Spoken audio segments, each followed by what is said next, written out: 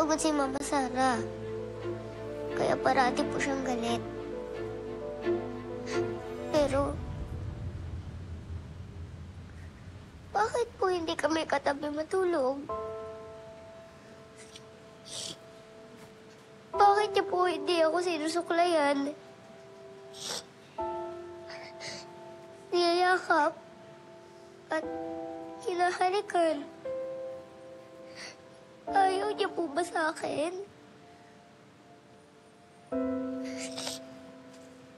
Diba? Ganun yan, nanay, sa anak. Ayaw niya po ba sa akin?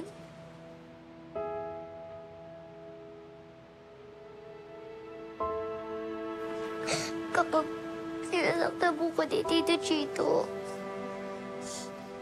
hindi niya po ko pinagtatanggol. Minsan po, na naiisip ko, mas mahal niya si Tito Chito kaysa sa akin.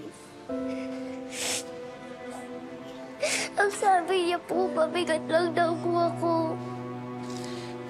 Hindi totoo yan! Mahal kita! Grace, hindi mo pwedeng sabihin na nagkulang ako sa'yo. Miss Banag, huminahon ka. Anak, hindi mo pwede sabihin nagkulang ako sa'yo. Kasi ginawa ko lahat. Lahat ng makakaya ko para lumaki ka ng maayos. Pinagtatanggol kita sa Tito Chito mo.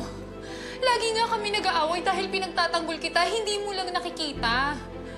Ang tigas naman kasi ng ulo mo. Pinagtatanggol niyo po ako. Pero bakit meron akong ganito? At ganito? At ganito?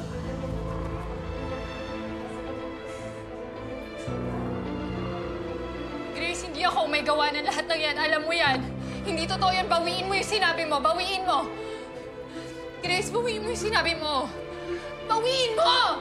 Kahit ikaw, Mama, sinasaktan niyo din ako. Bakit niyo po ginagawa sa akin yun? Hindi totoo yan. Grace, bawiin mo yung sinabi mo. Hindi ko kagagawan lahat ng yan.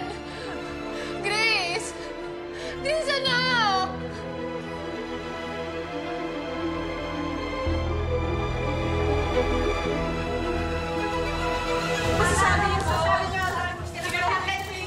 Attorney,